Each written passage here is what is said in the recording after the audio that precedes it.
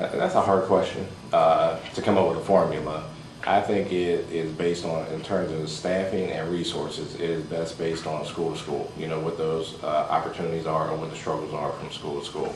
Just to use the formula, I'm not sure that's necessarily the most effective way to distribute resources. There is some merit there, but I don't think it's the only gauge that we should use. When you look at a certain classroom or certain schools, there are different factors for students that come into the classroom. You could have a school or a classroom setting in Davidson, and maybe all 20 of your students in your classroom, they come to school, they have their notebooks, they've been fed, they're eager to learn, they're ready to go. Then you go to another school, and those same 20 kids or 20 kids for your classroom, they may come with some issues. They may not have the resources, their notebooks, they may not have been fed that morning, they may be going some emotional issues at home. So I think just using the ratio as far as the weighted part to distribute resources is not necessarily the way to gauge. I think we have to listen and understand what is going on in each individual classroom and each individual school to determine what those teachers need, so that when they enter the classroom, they're ready to teach. They don't have as many disruptions. But you could put too many resources in a school that is a low poverty area, and they're not necessarily being effective. They can be cumbersome. Okay, do you know what the weighted student formula is? And how they reached it? I don't know how they reached it, no. Okay.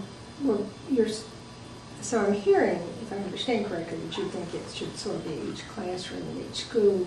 But Charlotte-Mecklenburg has well over 150 schools and how many classrooms. So how then, with a system that has that many schools, could you realistically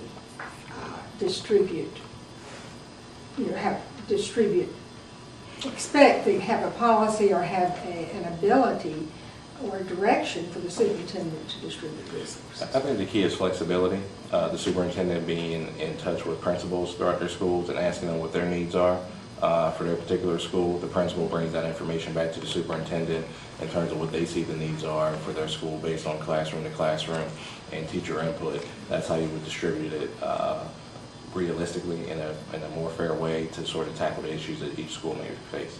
How would you keep the more, some principals are more assertive or maybe have a better relationship with the superintendent. How would you keep those principals from garnering most of the resources, or the principals where you have strong parent support, as opposed to the schools that might have maybe not as visible or connected principals whose children also have?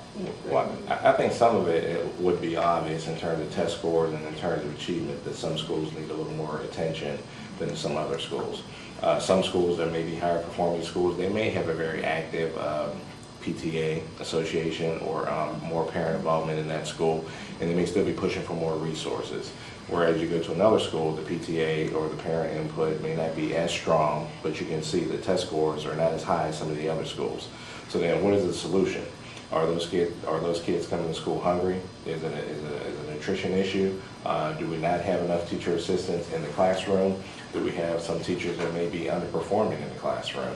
I think the principal is really the best person to kind of gauge what the resources they need for their particular school is in order for their school to be successful as a whole. So, the superintendent, yes, he wouldn't be able to monitor, the thousands of classrooms that we have in CMS, but we have to put a system in place in order to see what each school needs in order to be successful, and the principal should be that conduit. As Deacon asked if you were aware of weighted student formula and how that came to be. Just very quickly, I'm not going to really get into the history of it, but weighted student staffing deals with issues related to the number of staff that you have at the class size at a school.